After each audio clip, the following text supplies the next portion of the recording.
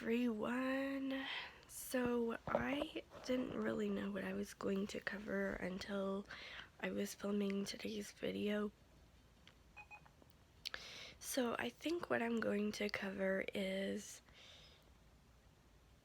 what I was talking about in the video that I posted yesterday. It was technically Wednesday's video, but I was talking about how I have my mom's car and it is my car, and how you can get a car if you live in a rural area and hire a driver to drive you to different places, and how rehab services for the blind can kind of pay for it.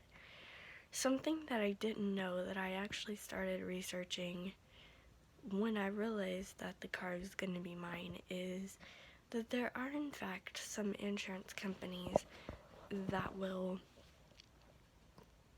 give blind people car insurance.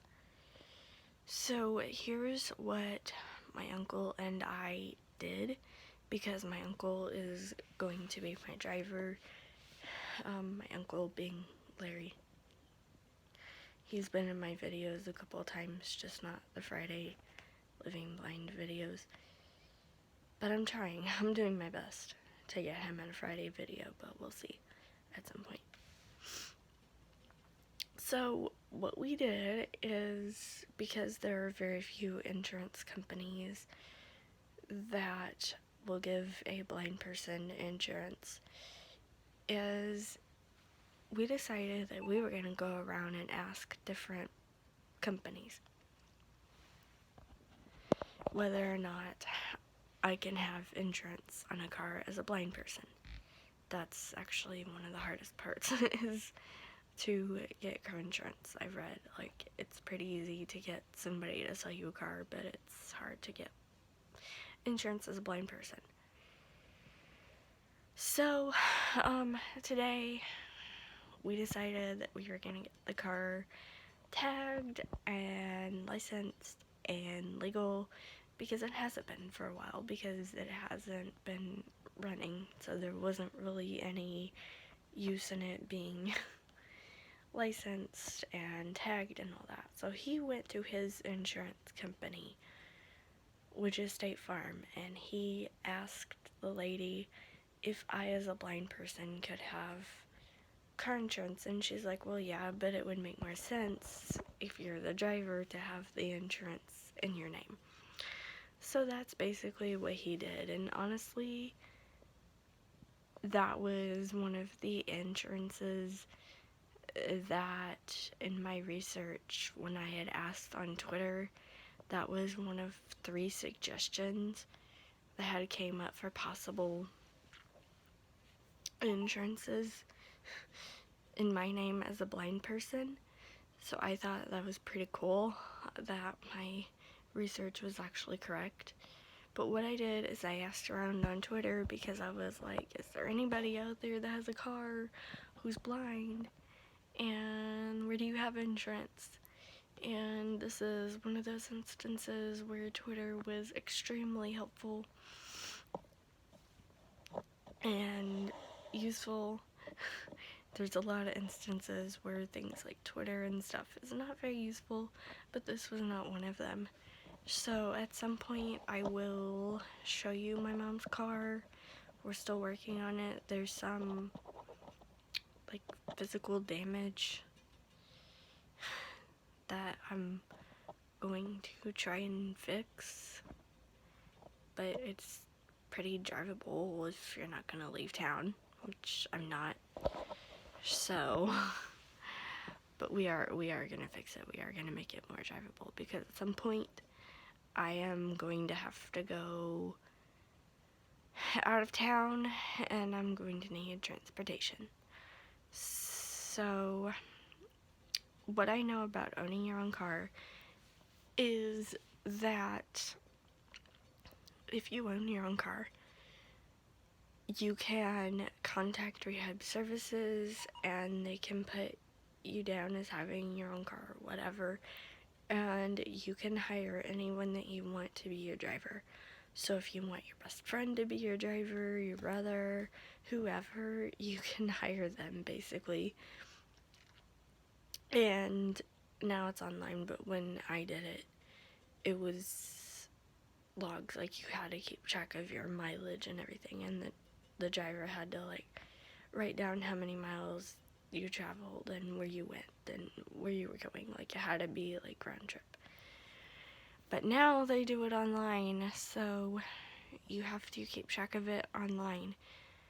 And they pay you based on what you write down. So if you're somebody's driver and you don't write it down, you don't get paid for that. Another option is, of course, transit. But I actually rode public transit when I was in Kansas City. You can go back in those videos. That was like 2 years ago. One of them is called Share Fare Debacle. One of them is called Share Fare Debacle Continued. I did not have a positive experience with public transportation. And also, when I was in Canada, I rode the bus. I really liked that. I really liked that the drivers announced their stop. So I see having your own driver as kind of having your own personal transportation driver, because here's the thing, unless you live somewhere like Kansas City where public transportation is now free, you have to pay a certain fee usually to ride public transportation, unless you're like riding a bus or something like that. When I rode Share Fare, which at the time it was not free, it was not legal to not charge anything, they charged $3. So like when you left and went somewhere, you had to pay $3, and then when you came back from the location that you were at back to, let's say, home, you had to pay another $3. And I see having your own personal driver as you're still having to pay for it, because you're still having to pay for gas. But the difference is you don't have to wait 2 hours or 3 hours for public transportation to decide that they're going to swing by and pick you up on this way to this person's house that's not even anywhere near you. So then they have to go like 3 miles out of their way or whatever.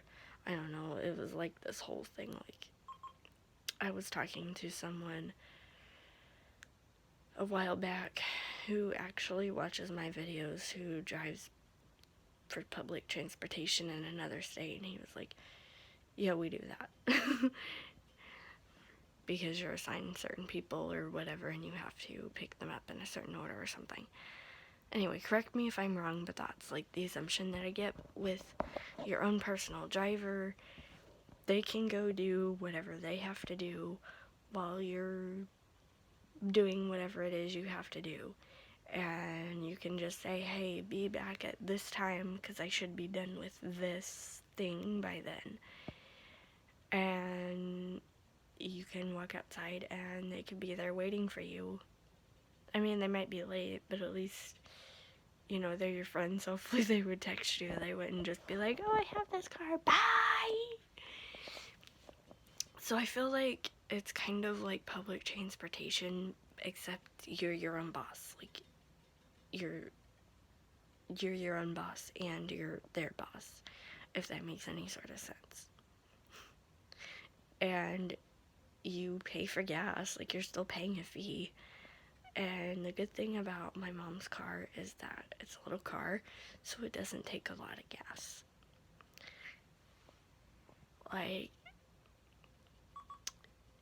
it only costed, let's say, $10. It costed a little more than $10 today to fill it up. So I'm paying a little bit more in gas, but I get a driver that I trust, that I know. And not only that, but when I go to certain locations, like when I eventually go back to college, if I have to go onto campus for any reason, my driver can write that down in the log and can get paid for bringing me there and back.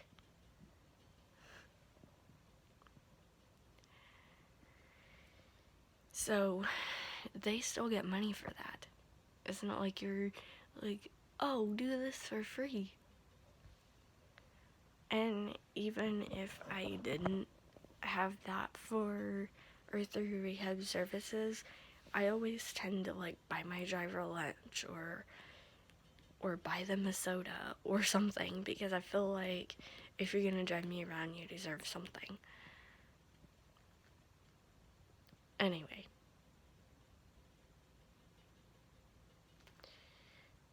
I feel like I have more freedom this way. That's it for today's video. I hope you like this video enough to give it a thumbs up. Subscribe if you're brand new. Please ring that notification bell so you can make sure it's set to all notifications. Leave a comment if you have something to say, especially if you have a question about drivers or anything like that. Like, I'll be happy to try and answer them, or I will try to get the answers from my rehab services for the blind counselor. Maybe I can do a video with him at some point, and we can ask some of those questions if y'all have them. Like my Facebook page and follow me on Twitter. Both of those are Stephie2010. There's also my YouTube Twitter, which is Stephieonyoutube1. And there is also my invite link to Libri. I highly encourage you that if you're subscribed to me on YouTube, to go click that link and follow me on Libri, because at some point I may switch completely over to Libri. Not anytime soon, but if YouTube keeps doing crazy things, I might end up switching over to Libri. So definitely click that link. You can find all of those below the About section on my YouTube page and down in the description. If you're looking for my email address, you can find that in the About section of my YouTube page, as well as down in the description. I've got to go do something with this crazy hair. It's still damp. I'm waiting for it to dry, and I feel like it's all in my face. In the meantime, I will see y'all tomorrow. Bye, guys.